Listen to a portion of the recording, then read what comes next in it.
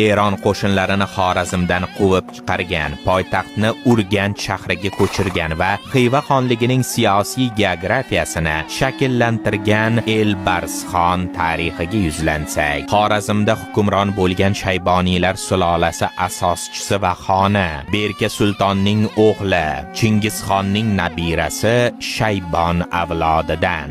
Otasi Berka sulton Shayboniyxon tomonidan qatl qilingandan so'ng ukasi Bilbars bilan o'z ulusi, ya'ni Sirdaryoning quyi oqimida istiqomat qilgan. 1510-yilda Safaviylar hukmronligiga qarshi Xorazmda Umar boshchiligida qo'zg'olon boshlanadi. Xorazmda hokimiyat tepasiga yangi sulola vakili kelishini mashhur Said ota ajdodi uyushtirdi. Uning tashabbusi bilan Shayboniyxon tomonidan qatl etilgan Berka sultonning o'g'li Elbarsxon taxtga o'tkaziladi.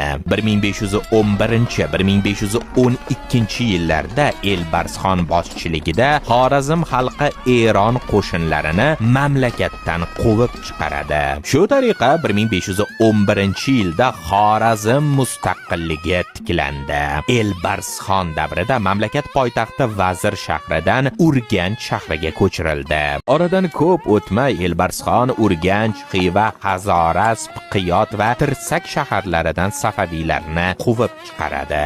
Elbarsxon davridayoq xonlikning siyosiy geografiyasi shakllanib bo'lgan. Chunonchi xonlik g'arbda Kaspiy dengizi, shimolda Orol dengizi, janubda esa Atrek daryosi va Saraxs atroflarigacha bo'lgan hududlarni o'z ichiga olgan. Uning davlati markazlashmagan, kuchsiz bo'lib mayda uluslarga taqsimlangan holda boshqarilgan. Mazkur uluslar Elbarsxon hokimiyatiga tobe hisoblansa-da, amalda mustaqil idora qilingan.